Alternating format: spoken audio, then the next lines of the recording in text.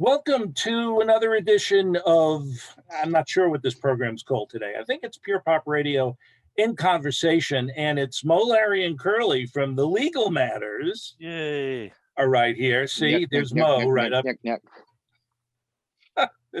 Apparently the show's already begun. Chris Richards in the upper left there, and then Andy Reid, who's apparently dressed for going outside, and Keith Klingensmith with the alternate front cover of the new Legal Matters album, Chapter. I don't know how to get myself on there. Oh, you're there. You're extremely there. You're as there as you're going to be. It's the pair Keith that I wanted to show, not me. You look more like the bird than you think. Yeah, I know. That's right. I'm just glad you didn't choose a worm. I'm just going to sit back. You guys go. Hi, Alan. Thank you for having us. You're welcome. You're very welcome. Well, so this is the third Legal Matters album. Obviously, everybody out there has heard the other two. And if you haven't, it's a great time to go do that in anticipation of getting Chapter 3 in your hands, because it's the best one and it's another great one. And for fans of harmony singing and great melodies, these guys are tops of the pops. So before we start talking about the record particularly, I'm always interested in how things progress and get to a certain point. So history, I think, is very, very important. And I would venture to guess that a lot of people who may know one of your records, or they may know some of your solo stuff, or they may know Keith for a label that he runs. We'll talk about that, Future Man Records. But they might not know the total history, and it kind of all, if you did one of those peat frame trees, music trees, it would have to start with Chris, because everything comes into Chris. Like, Chris is the nexus, I think, of the history of this band. It's good to remind those guys that. It's polite if we just agree, right? Sure. Yes, Alan, you're right. We've always said that. I'm good with that. Yeah. I figured out the modus operandi of these guys right from the start. So let's talk about it. I'll ask you the general question, and then I will throw some particulars out there in case you forget some of them.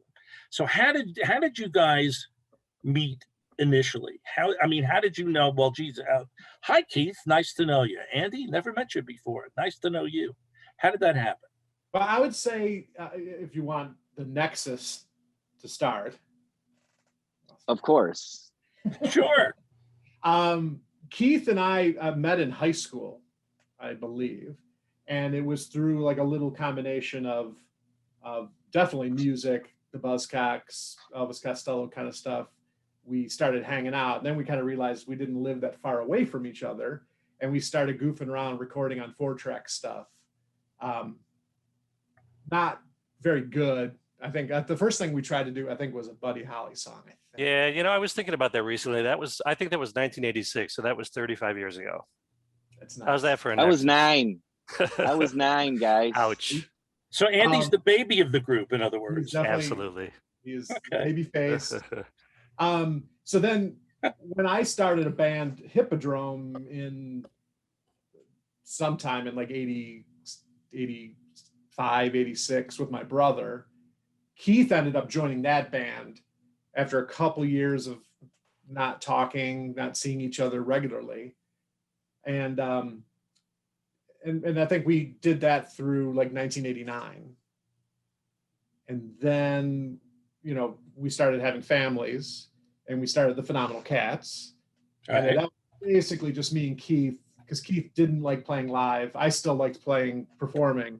But the deal with Keith was we can record, yes. And, I ended up getting like a little ADAT studio, and we just started recording on weekends. And then I had to jump a bunch of years, because when we met Andy, I often think of how crazy this story is, but we had been asked, from John Borak to do an Elvis Costello tribute song. And this is Chris of the Subtractions, that is. Yeah. And a couple weeks before I got that request, I had went to an IPO in Detroit, and I had read about Andy, you know, because Michigan's still a pretty big state. Bay City might as well be Chicago. It's not close to Detroit in the sense that people from Bay City come to Detroit, but people from Detroit don't go to Bay City. Is that a pretty fair statement, Andy? Absolutely. Yeah. Yeah. And I mean, keep in mind too, that we have lots of mutual friends, but we've never really crossed paths yet. You know, For sure. we have friends in different bands, the Atomic Numbers, multiple people, but we were on each other's radar, but we had never really crossed paths yet, leading to IPO. So then I saw Andy perform, and it was great. I mean, he definitely expanded the boundaries of like a live IPO show where I think there might've been like 6 or 7 people on stage, and I loved it. I was there just sitting at the bar. I went up to him and bought a record, and went home and I listened to it, and it sounded great. Just thinking like, how is this guy in the same state and we haven't crossed paths? So then I went to Keith and I said, all right, I saw this guy. They sounded great. He's got the studio. What do you think if we take the subtractions out of our normal routine of recording at the Temper Mill and maybe do a track with this Andy guy? And then Keith, as long as I remember the story correctly, he's like, that's funny because I had sent Andy an IM out of the blue like the night before and was kind of alluding to this proposition of, hey, you know, I don't know if you know who Chris is, but we have to do this Elvis thing, and would you be interested in recording it? And as far as I know, that's kind of the germ that started that session that weekend. And we started recording that, and we worked on the vocals like we do after. And it was really at that point that Andy was kind of getting a feel for Keith and I, and Keith and I were getting a feel for Andy. And you kind of got this immediate camaraderie that the older you get, it's harder to find. Like I find people, I want to push them away more than I want to embrace them the older I get. Sure. And it was just an amazing feeling. I don't want to speak for the other 2 guys, and they will be following up, but I felt like at that moment we were comically kindred spirits, with all our own voices and our own styles, but it all kind of, we all worshiped at the same altar. Mm-hmm. Okay. That's right. It just clicked immediately. Same page times 10. It was obvious we had to discuss more, which is what we did after that, working together. Yeah. And we went out for some drinks the night, Keith and Chris stayed in town because Keith was going to do harmonies on the Subtraction song too. And we had a bunch of drinks and we were just talking about music, what we love about it. And then we're just like, we should make a record, just drunk talk, but we stuck to our word. And then that's where the first Legal Matters record came about. And that was it. Ever since then, we've been, always sending songs to each other, whether it's solo projects or Legal Matters stuff, or just been musical brothers from that day. Well, it's interesting that the way this all came together, because it is kind of a cosmic coming together of 3 guys who didn't know each other before, and all of a sudden find themselves in this, nexus. Everything's coming together, and you're pulled together in a project. But the thing is that it's interesting. Bands that have whatever it is, and in your band, the main thing is your vocals, your harmonies. Obviously, great songs, great melodies, hooks, the whole thing. I mean, that's really a given because you have so much experience at making that happen.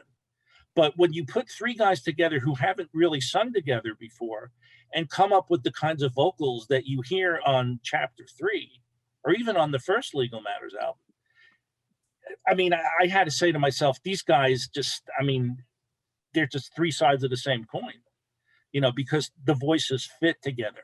Was there any wariness on any of your parts that maybe these vocals wouldn't mesh so well, or we'd have to do some work to get them to mesh so well? Yeah, I don't think so, because I think the blend is the biggest thing. And Andy, as his 9 to 5, makes records, and he knows the blend is the biggest thing. You can't create blend.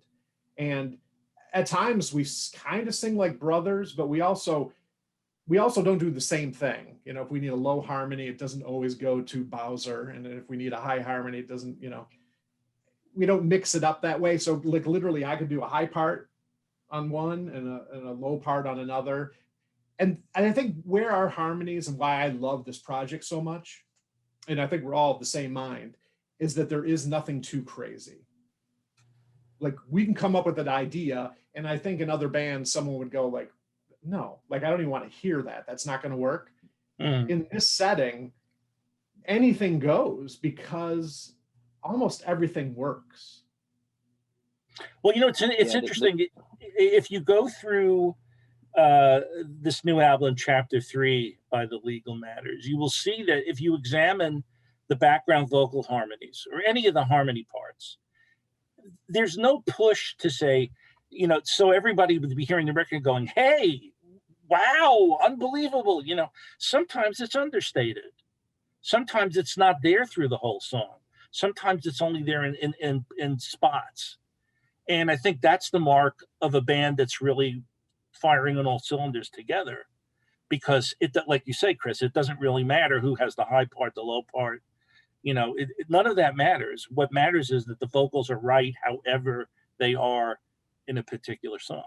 And I think that's the beauty of like Andy and Keith. They rein me in. I'm the out of control, like out of the chute. Let's put this thing in there. And they're like, oh, let's build it. And I'm always like, no, it sounds so good here. It'll sound great there.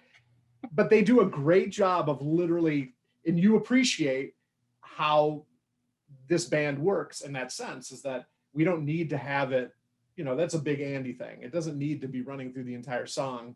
It makes that part 10 times more special when it only appears in the second verse, or it only appears in the third chorus.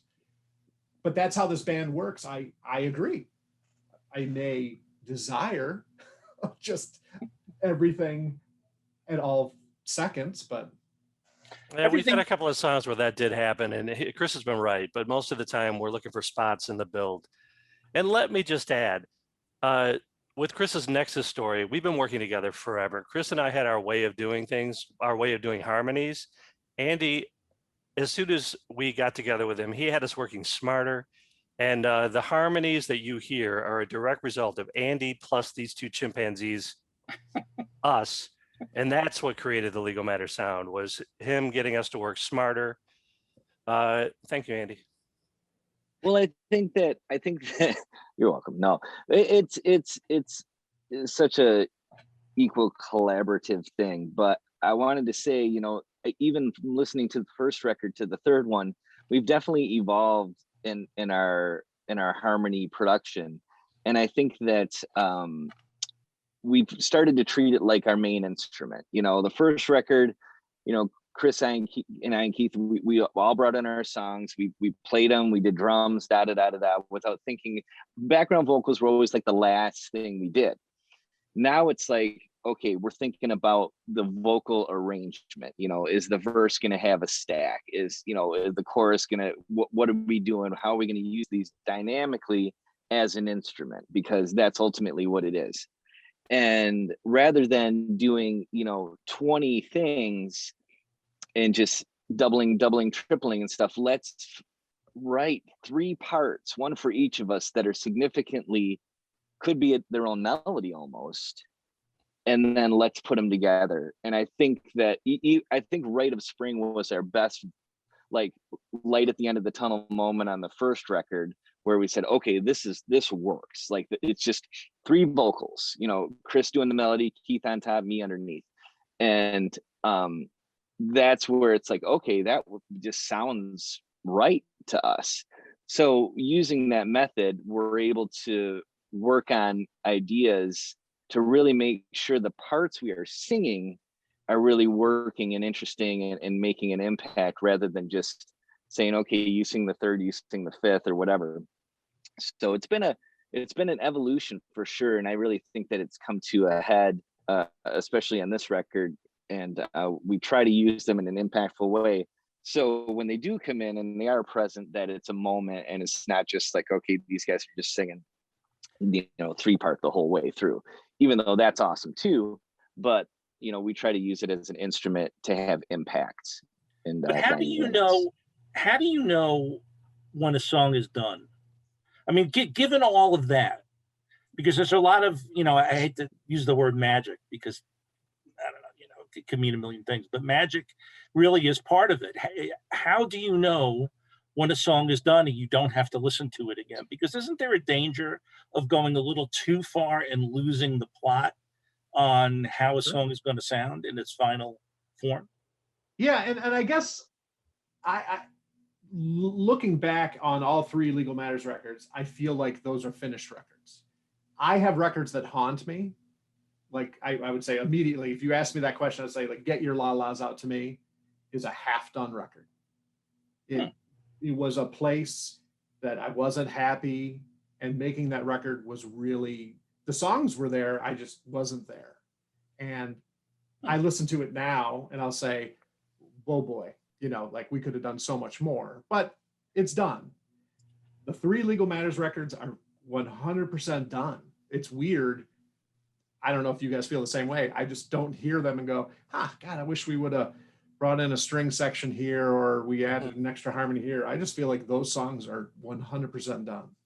Yeah, we've never really hit a spot where we don't know the song is done. There might be an instance or two where we will say that it sounds like a Glee outtake. You know what I mean? We've done too much, but it barely happens. Like there's a song on this new record called Pain that's just Andy and strings. And we knew at the time that didn't need me and Chris. It didn't need anything. So it's usually the song that dictates, and we're pretty good about that. So if it's it's a Glee song, you don't need pom-poms or anything like that, right? It's just, well, no, what we need to do is get rid of the part that made it a Glee song, which is what we've done. There you go. The Glee element. Yeah. Yep. I'm sorry, Andy, go ahead. No, it's okay. I was just going to add that, as far as like just wearing the producer hat or whatever that, I do from my day gig, that question comes up quite often. It's like, how do you know when it's done? And I always think about like, if I'm struggling to come up with an idea anywhere else, like to squeeze in another thing, then it's probably done. And, there is a point where you have to ask yourself when you're adding bits, is this making the song better, or is this just there? And if it's just there, it doesn't need to be there. When you get to that point after we've done our harmonies, we've done all of our keyboards and guitars and stuff, and we really like knocked out the meat of the song, sometimes a little percussion and stuff like that is the last thing we do. Then we get to the point where we're like, okay, I think we don't need to do anything else to this. It becomes a struggle almost to come up with ideas when a song is done, so just then we get to the mixing part, and then we can even add more production there with delays and reverbs and stuff like that too, which sometimes we save space for that because those can create their own moments as well. So right. Yeah, we usually have a pretty fair like three people going, yep, it's done. We never really have any arguments that things are missing or whatnot. And even sometimes after we do our harmonies and we do some other stuff, we'll listen to it again later on and say, do we want to sing any more vocals on this, or is there anything else it needs? We might try something. We've done that before and gone like, you know what, we're good. It's fine without what we're adding now, because it's just, we all loved it before. So why are we doing this? And I think that's, you just got to keep yourself in check at that point, because it is easy to get carried away, especially like in a digital realm where we can do like, 50,000 vocal takes. Right. Well, I think it's important to remember that all of this comes as a result of having a lot of experience, doing a lot of different types of songs. Because Chris has made like 2,000 records, and approximately, and Andy's day job is running Reed Recording, which he makes lots of different kinds of records there. That's his day gig. And Keith runs Future Man Records and picks the projects to put out there, albums that have been out of print for a while, and also a lot of new stuff that might not get the calling from other labels. So all of that experience comes together, and that's why the Legal Matters is as good as it is. And I should say that if you can track down this the CD here, the Pathetic History, the 2 CD version, you can hear a lot of this stuff, these bands that Chris is talking about through the years, because a lot of it is on here, even some stuff that was unreleased at the time. So it's a really good thing to have, and also all the other stuff that these guys have done, because they're all over the place. Let's talk about some of the songs on Chapter 3, which, by the way, is out at this point in time. And oh, here it is. Here it is. Well, see, visual aids, and it's available on CD and on vinyl. Look at that. Vinyl. My background's messing it up. Just Chris's huge head. Yeah, that's Chris's huge head is all that's showing up on. That's Keith's version of it. Chris's huge head. In fact, that's the subtitle of the album. Chris's huge head. And oh, look at the vinyl there. See, that is gorgeous. I love that label. It's very it's nice. Absolutely a beautiful finished product. It is. It's very nice.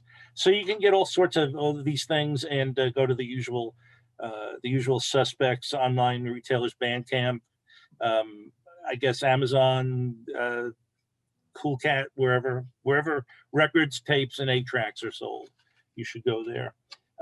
So one of the songs I wanted to talk about was "The Painter," which is one of Andy's songs here. I really like the melody in this one a lot. This is another thing that fascinates me, is how, when you're writing a song, you finish the song, you're writing it on your own. How do you hear it in your head? And when you finish recording it with the guys, does it come out the way you heard it in your head, or is it even better? I think that it always comes out better, for sure. And I always try to keep an open mind when bringing stuff into, because the sum of the 3 parts is always greater than the individual, for sure, always.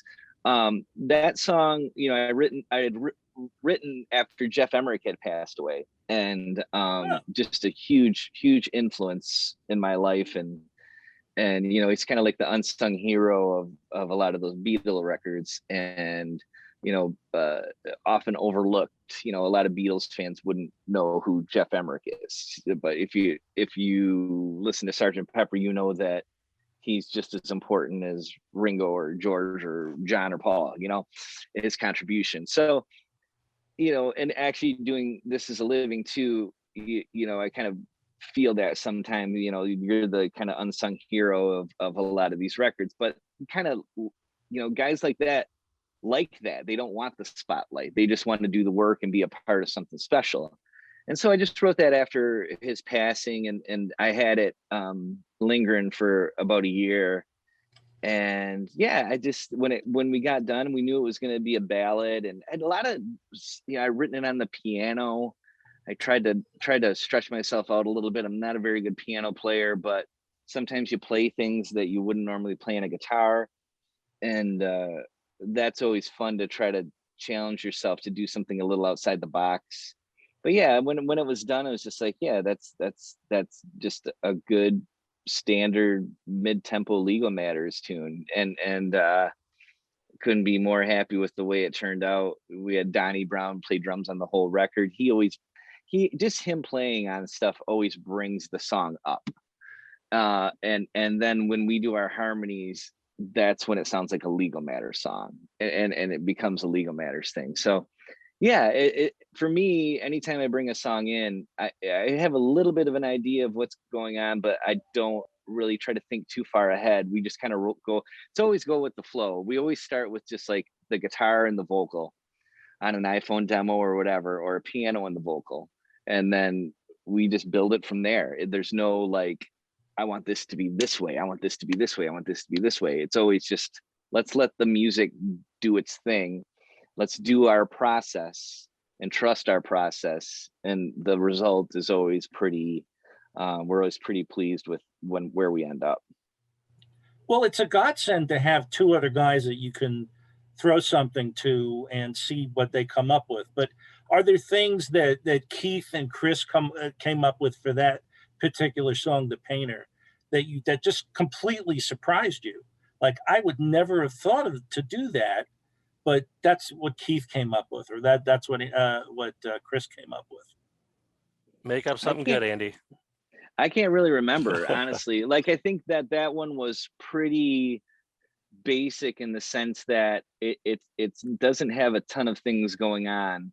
I don't know who came up with the idea for the keyboard, but we had my friend Lauren play B3 on it.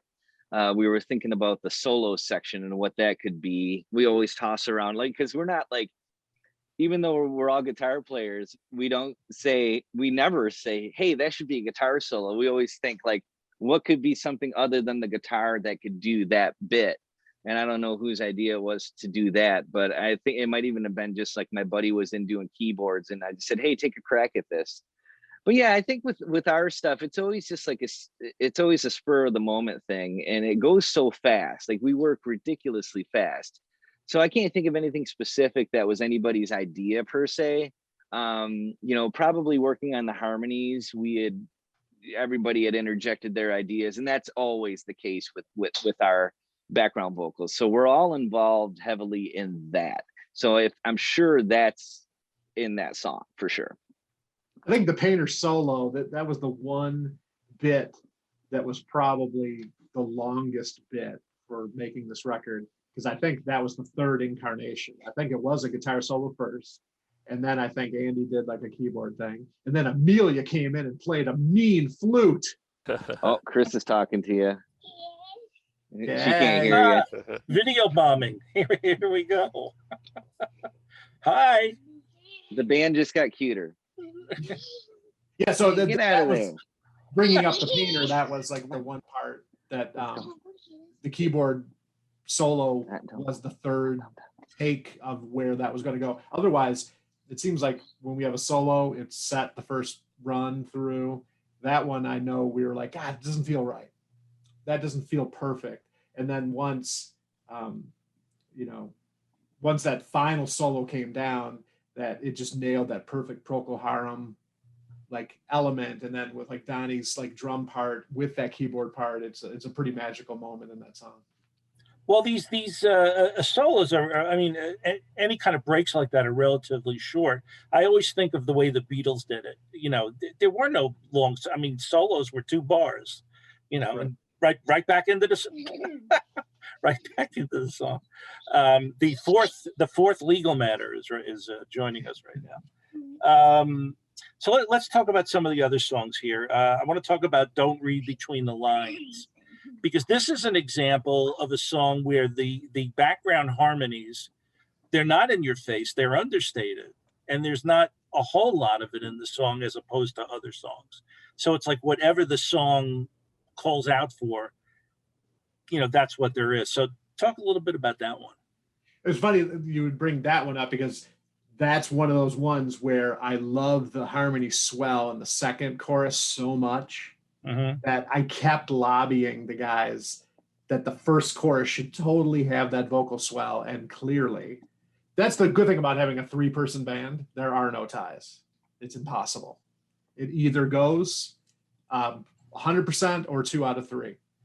The one person never ever gets that vote. But again, that swell is such a special part in that song, and I think that was like, when we make the record, it's funny, we always kind of go through like a fool's errand of, we'll say, oh, that's the lead off track, and then we'll say, oh, that's the closer. We might only have 3 songs recorded, and it's funny because Keith is the king of it. And then Andy will immediately jump in, and then I'll have to be the dad of the group and say, well, there's 3 songs, guys. Come on. I mean, there could be a perfect ending song out there. So, but yeah, Don't Read Between the Lines. I think it came together really quick. It probably has one of my strangest bridges, I would say, right? Because I think Keith was not crazy about that bridge initially, because the vocal phrasing was something I had never done. There was more than initially, but I'm converted. I love that bridge now. Yeah, it was weird. It was weird at first. It's not like anything we've ever done before, but it works in the song, which is the goal. Yeah, yeah. Um, Make Things Up is another good one, just for the title alone. I love titles that kind of hang in the air. You know, they're not complete sentences. The object isn't clear necessarily, but Make Things Up could mean a lot of things. I mean, nice, short and sweet. I like it. And that's another one of yours, Chris. Deep hook, great melody. Talk about the writing of this one, and of course, in the lyrics to this song. That's where the name of the album comes from. You've got "I can be so hard to read, but I write it down every day." As you'll see in chapter 3, the words I couldn't say, I wrote them anyway. And it's kind of interesting. It's an interesting idea to to write down your thoughts, but maybe you don't get it completely out there as to what you're thinking. And Yeah, the other, I think like the overall feel of that song from a lyrical point of view was just the how a white lie can spring up. And I think I had in mind a couple autobiographies I'd written that always feel like when you read an autobiography that is clearly timed after like another member of a band dies or a better half of a marriage, and it seems like sometimes like facts kind of like a myth runs into this like factual realm. And there's a lot of musicians who I love, but I'll read the book and think like, yeah, no, I'm not buying like a second of this, but it's on print. So I kind of felt like when I was writing that song, it had a lot to do with like when people kind of are history revisionists, but the other person who could clearly refute that lie is no longer around, or not even lie. Because again, I think sometimes when you enhance a story with a little bit of extra, it makes the story that much better. And I'm sure we've all heard them. So I kind of felt like when I was kind of writing that song, that was in mind. And then when we finished that track, we were still in that, like when we go into a record, we don't have an album title. And I don't think we had Conrad or the first one didn't have a name, but we didn't have a clue. We didn't have a concept for a cover. We didn't have a title. And obviously our altar of big stars, big enough that calling it Third was definitely on a short list, but so many bands have done that. And it was funny. Andy was like, why don't we call it Chapter 3? And Keith's like, that's perfect, because immediately picking up on that was the line in the lyric in this particular song. It's a perfect title for it. And I'm really glad that those guys jumped on that. well, I mean, and that's how certain words can really mean two different things, because the lyric says Chapter 3, and that connotes something different maybe in somebody's mind than just saying, well, it's the third record. It's not like the Traveling Wilburys Volume 1 and then Volume 3. Well, Right. where was Volume 2? I mean, Mm-hmm. so these things can mean different things to different people. So now you've got these 3 albums, and of course, remember there was an EP in there, which you did that had 3 covers, a Beatles cover and a Big Star cover, and I'm forgetting now the third one. Teenage Fan Club. Right, Teenage Fan Club, right? And also a song from Conrad that was on there too. So after all of these releases, and we're only talking 5 years here for the whole thing, which really isn't that long in today's music marketplace. Would you say that the band has grown into something that you didn't see coming, or did it go along the path that you knew that it would? I think we were all a little surprised at first from the reception of the first record, because we didn't really put a lot of pressure on ourselves when we did this record. It was just like, hey, let's just do this little side project thingy. And, we don't go into these albums with expectations of like trying to change the musical world or anything like that. We do it because we enjoy making records together. So when the second album came out, And we did have that good kind of like response from the first one. We were just like, hey, this is kind of a special record. And I think at that moment too, you know, we had the first record, we had taken our songs that were kind of just like left around from our other projects and put them on Legal Matters, the self-titled. So when Conrad came around, I think we started to envision that, hey, this is a legitimate band. Let's bring some A material to it, or whatever. I don't even know what A material is. Let's bring our favorites that we have in versus, sorry, my brother's calling me. So then Omnivore, we sent it to a few labels, and Omnivore picked it up and wanted to put it out. And that was huge for us because we're just, you know, we all have, I don't know how many records from Omnivore on our record shelf. So, Sure. So I felt personally after Conrad a little bit of expectation, and I just always tend to put that on myself. And I don't know, Chris had just, you know, he had written a solo record, you know, 10 songs, and we had kind of like a false start when we did this record. I don't know if we just tried to get together too early or whatnot, but we kind of took a little break and let the songs ferment a little bit, and then we reconvened. So that's why there's a little bit more of a gap here. Plus the pandemic didn't help us at all. We had maybe 75% of the record done, and then the pandemic hit. So that last, you know, 25 yards were tougher to finish, just for the fact that we don't like to do things isolated. We like to all be in the same room and do them together. So that had to be that way.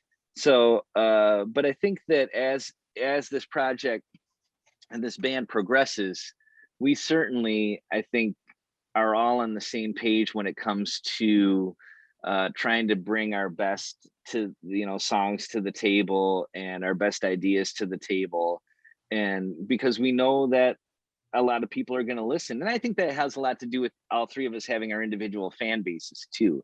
Limited fan bases, might I add. But like I said, the three of them together, I think, got a lot of ears on the first record, which made it become a thing rather than just like side project. So, well, Keith, it's interesting because, I mean, you run Future Man Records. We talked about that a little bit, and this new record, Chapter 3, is on Future Man. It is. So it becomes a Future Man record, and how do you think it fits in with the overall catalog you have? Because you have a ton of releases you put out. Well, it fits in perfectly, but this is the biggest record that I've ever had to deal with in terms of having to make sure that these two guys are happy. This is basically what Chris does for a living. He's good at this stuff. In terms of dealing with the vinyl and all of that, there's a lot of moving parts in this one. It fits in perfectly, but there's been a lot of work involved. I'll be happy when release day comes. Sooner, well, you know, we're saying, hey, it's I'm out. sorry. I was happy when the release day came. Yes, thank you for playing along. Beautiful, beautiful. Well, you know the way music fans think, particularly in the indie pop arena. You know, a new record comes out, they love it, they play it to death, they talk about it online, and within 5 minutes after that, it's, hey man, when's the fourth one coming out? So are you guys thinking of continuing on with this? Yeah, we're going to break up officially on your show. You know, I really don't like the idea of that, but, you know, okay. No, I mean, I don't even think we need to talk about it. I think it's part of our DNA now. Yeah. When that will happen, I don't know. I think the pandemic has definitely taken a little of the wind out of my particular songwriting sails, but I'm totally good with it as well. You know, I think I always go through this period of releasing a record and not touching a guitar for 6 to 8 months, just because for me, it's therapeutic. You have to put some distance. You have to put some distance in there. Yeah, and I guarantee we'll make another record. I think we're toying with maybe doing another little kind of covers project that would at least be totally a blast with these guys, and I don't have to write songs, which sounds great. Okay. I think the timing always presents itself too. Like that's the thing. We're never really in a rush, and we never go, we have to make another record right now to keep kind of like the iron hot or whatever. That doesn't appeal to us at all. Like we want to make sure all the cards are in the right place and the circumstances are right and the songs are there. That's the biggie for us. And usually after a year or two, we'll probably be talking about a new record next year, but that doesn't mean we'll make a new record next year at all. Things happen, life happens. I have an 8-year-old daughter and we all have our day gigs and stuff like that. So just when things always seem to kind of fall into the right place when the time comes. And even the pandemic, Chris had mentioned this before. There's a couple songs on there that would not have been on there had the pandemic not hit, because that gave us a little bit more time to bring in some more tunes. And it wasn't on purpose. It just kind of happened. And what were the last 2 tunes that we did? A Memory of Sound. Please Make a Sound. Please Make a Sound and A Memory of Sound. Those are basically my 2 favorites on the record. So I'm glad we had that extra time. Where normally we would do like a 10, 11 song record. We did a 12-song record this time because we had written a couple more tunes. And they're like, yeah, those sound like Legal Matters songs. So let's just record them. We're not in any hurry to do this. We've waited this long. Let's make it the best that we can make it. And I'm glad we waited too. Was there anything that you worked on for this album that didn't make it to the record? That aborted start. I think that we did start too early before the songs were there, and those songs never popped up again. But I don't think we've ever recorded more than we've needed for a record. So the only extras are those 2 aborted songs that we started before this record that we don't speak of. Yeah, I totally forgot those existed. We never even finished them. The lyrics weren't done. I want that hard drive destroyed. I've got those songs, Chris. Because I remember I totally forgot we started this record, and like the song I brought is comically one of the worst songs I've ever written. And these guys, I think, were just being nice. Oh my God, I totally forgot. You know what? You find them. now that you brought this up, this is going to be the big mystery that pervades the internet now for the next 6 months. There's no mystery. Where are those songs? I'm the label guy. This is going to be added to the download. Bonus track. And the band breaks up on Alan's show.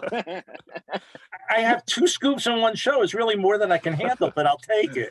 I'll take it. So the Legal Matters Chapter 3. Where's that vinyl? You can get it like this. Our lovely model over here holding the Legal Matters Chapter 3 vinyl, a lovely specimen it is, and all that stuff from Future Man Records, and you get it on Bandcamp and Amazon and Cool Cat and every other cat that you can find. And the legalmattersband.com. That'd be the destination. Right, legalmattersband.com. So, there's no excuse for you not going out and getting it immediately and adding it to your collection, because you are going to love it. It's another great album from 3 guys who know how to make great records. They can spot a good song from a mile away, and they've done a spectacular job this time, as they have done in the past. So thanks, guys, for being here today. I really appreciate it. Thank you for everything, Alan. You're the best. Thanks, Alan. You've been a very vocal supporter from the first album, and I'm glad that you found that you said that this is your favorite of the 3. So that's when we lose you, that's when we're breaking up. That's what was it? What's that? When we lose you, that's when we break up. Yeah, send him that song I wrote for the first session. Yeah, go ahead. Accelerate the issue. Go ahead, Keith. Just send me that right away, will you? All right, thanks, guys. Thank you. All right. Thanks, Alan. See you.